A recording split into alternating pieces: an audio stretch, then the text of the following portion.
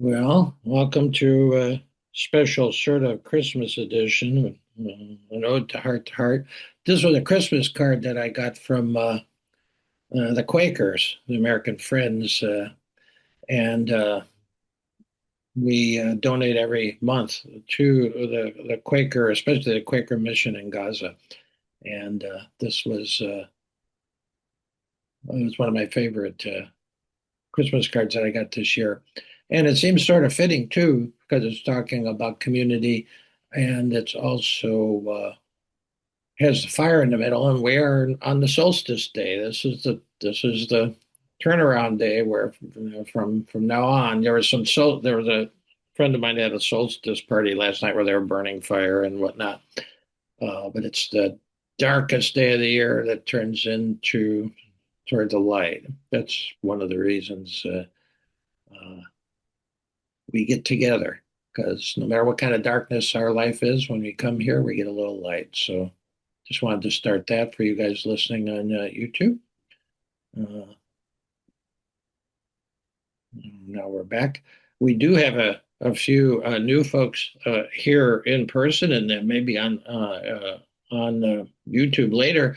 So just to remind you, we've been meeting like this for a while. We're going to do a little retrospective here over 5 years, and so some of you who might pop in for the first time, we're going to give you a little background today because this is going to be an ode to this group.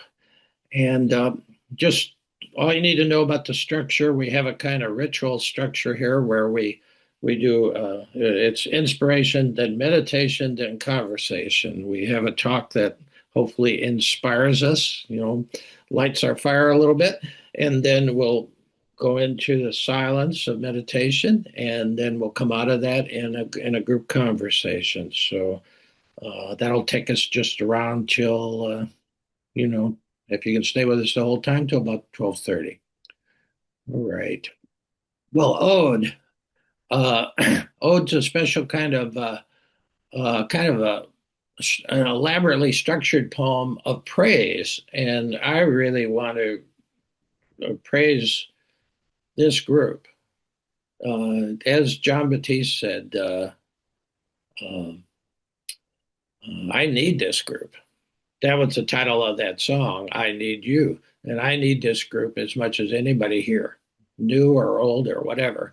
Uh, and here's a bit by a great poet, John O'Donohue, uh, which sort of plays into the idea of a poem of praise, because today's talk and even the uh, introduction to the meditation period is going to be all like a structured poem of praise. Well, here's John O'Donohue, the great late Irish poet, uh, to lead us off. He said, "When you encounter, recognize, or discover what you encounter, recognize, or discover depends to a large degree on the quality of your approach." And we're going to talk about that today. We're going to actually look at the quality of our approach, or how do we ever get into something like this? So I think he's right. What you encounter, recognize, or discover depends in a large degree on the quality of your approach. When you approach with reverence, great things decide to approach you. When you approach with reverence, great things decide to approach you. And reverence is just a sense of the sacred. And we tend to think that the sacred is only found in churches or mosques or synagogues or whatever. Uh, no, it's found. I'm looking out the window now at all the leaves and a little bit of sunlight. Uh, Looking at the weeds over the other window. It's all sacred. And so, we're approaching our get-togethers always as we're in the presence of the sacred. And so we have a little three-part thing today. That's the structure of it. And the inspiration part, I want to talk about what I call the origin story. How did this group come to be? And it was over 5 years ago. This next March, it will be 6 years. So we're well into the fifth year. And I wrote this poem about a year after we started, which, and uh, it took me a year to really see what was going on. And so I'm going to just read that. This is sort of our origin story, especially if you're dropping in out of nowhere to wondering, well, who are these people? What are we doing here? This is the origin story. And I think you can't really understand what's going on in your life until you understand your origins. So this is it's a poem I wrote, a prose poem called A Year of Ruin and Fortune. And the subtitle is From Pandemic to Lockdown to Liberation. So this is what I think is our origin story. A year ago, and I wrote this in March of 2021. A year ago, in March of 2020, it still felt like winter. It was a dark time. As Churchill once quipped, Americans can always be trusted to do the right thing once all other possibilities have been exhausted. And that pretty much sums up our approach to dealing with COVID-19 during the initial 2 months of the pandemic. Grudgingly, as the death toll began to mount and as the ICUs began to overflow, we half-heartedly went into lockdown.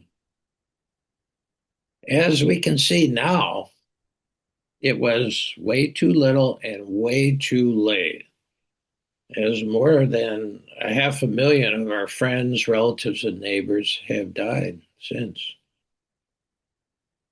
Little did any of us know the size and scope of the tsunami of tears that was to come.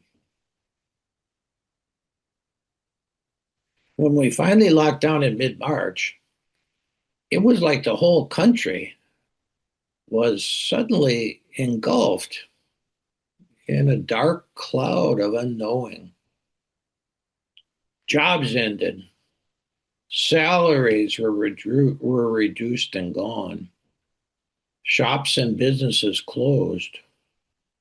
Our cars lay still in the driveway. The skies did clear,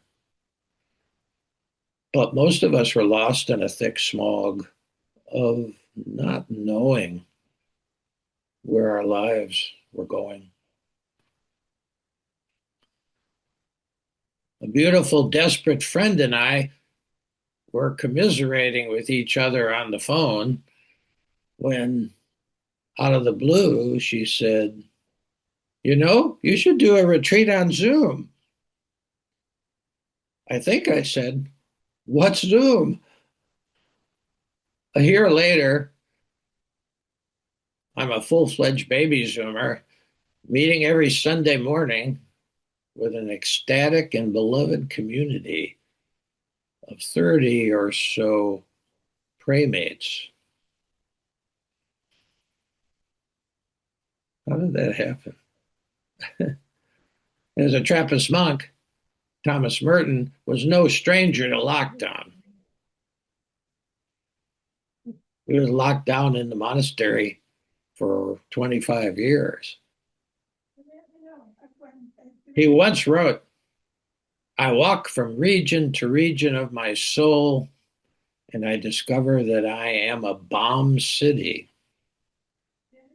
I have written about the frogs singing. Now they sing again. It is another spring. Although I am ruined, I am far better off than I ever have been in my life. My ruin is my fortune. From pandemic to lockdown to liberation, my ruin is my fortune. This has been a year of ruin and fortune. A year of fierce and friendly healing grace. May we all dwell in the heart. May we all be healed in our losses and difficulties. And may each of us bear the beams of love to one and all. You know, it's still all true for me. Sometimes poems are true at the moment, and then sort of expire like milk in the fridge. They have an expiration date. This one's still true even now, more than 5 years into this. There's a terrific amount of fierce and friendly healing grace in the work we do here. And my wish is still the same. May we all dwell in the heart. That's why this is called Heart to Heart. The heart is the place where healing happens, as we've explored for now 5 years. And may we all be healed in our losses and difficulties, not of our losses and difficulties, but in them, in our very losses. And sometimes, we've had talks. Today's an ode of praise, but we've had talks where people just talked about their depression, and it was an inspiring talk. Or people talk about their difficulties in the conversation part.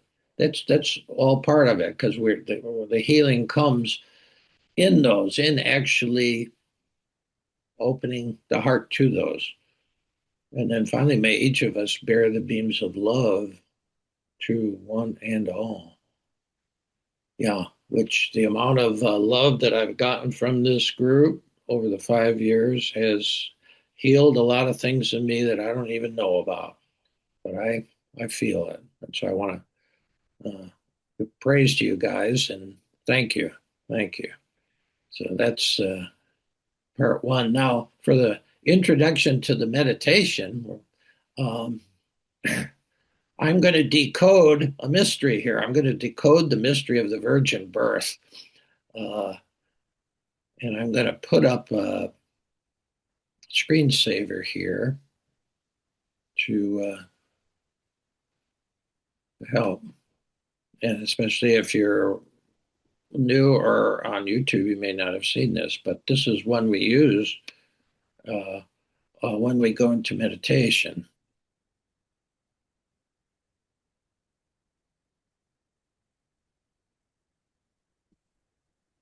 There we go.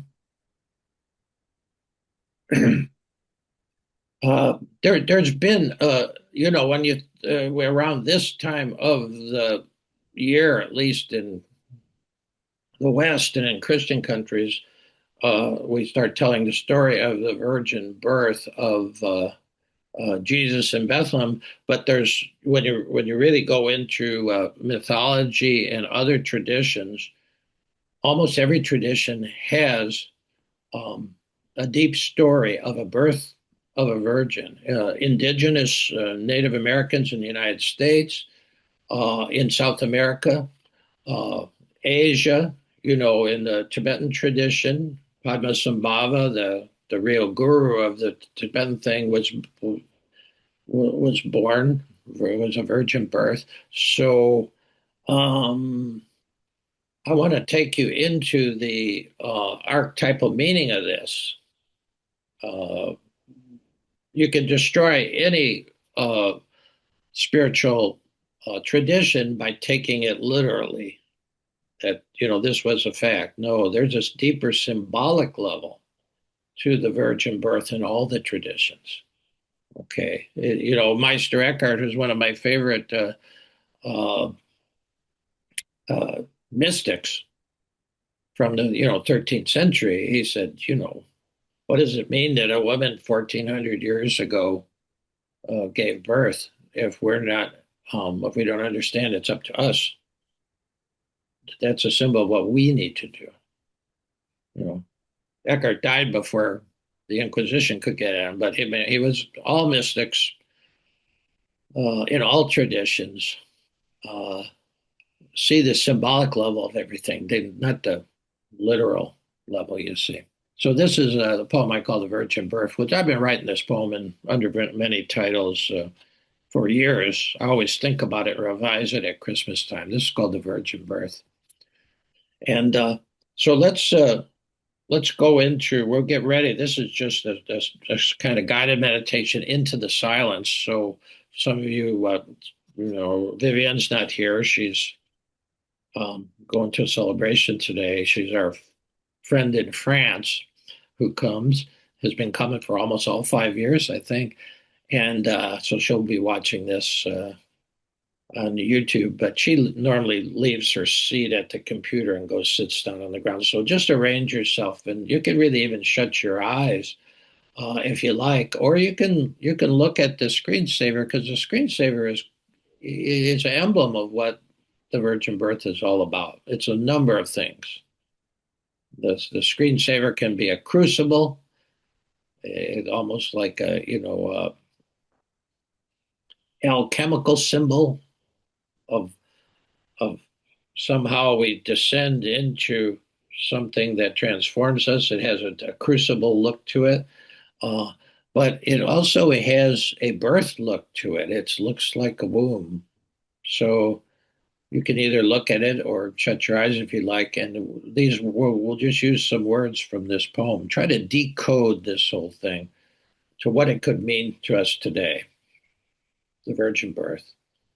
And then we'll go into the silence of meditation.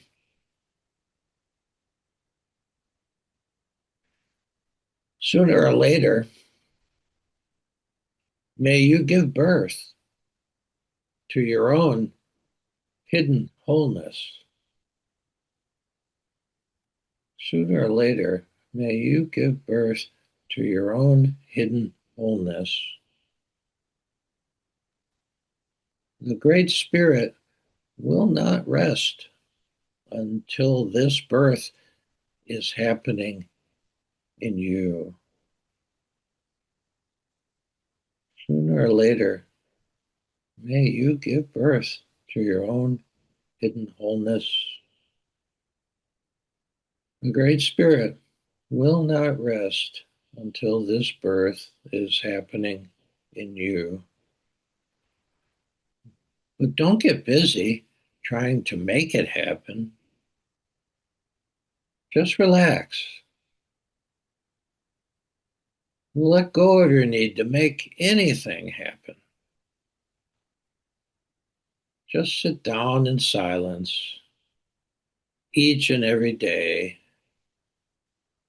Open your heart and breathe yes.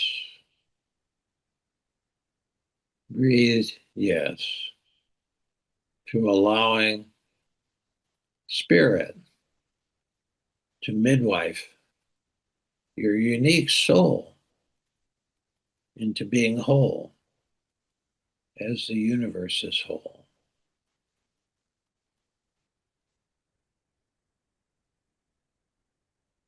The Great Spirit will not rest until this birth is happening in you. But don't get busy trying to make it happen. Just relax. Let go of your need to make anything happen. Just sit down in silence each and every day. Open your heart and breathe yes to allowing spirit to midwife your unique soul, to midwife your unique soul into being whole as the universe is whole. Being whole as the universe is whole.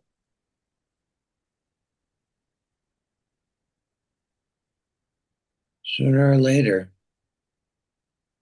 you may give birth to your own hidden wholeness. Truly, if you're not being born, you're just busy dying. Truly, if you're not busy being born, you're busy dying. Sooner or later, you may give birth to your own hidden wholeness. Just relax. Let go of your need to make something happen. Sit down in silence. Open, open your heart and simply breathe. Yes. Yes to allowing spirit to midwife your soul, to midwife your soul into being, to midwife your soul into being whole as the universe is whole. Truly, if you're not being born, you're busy.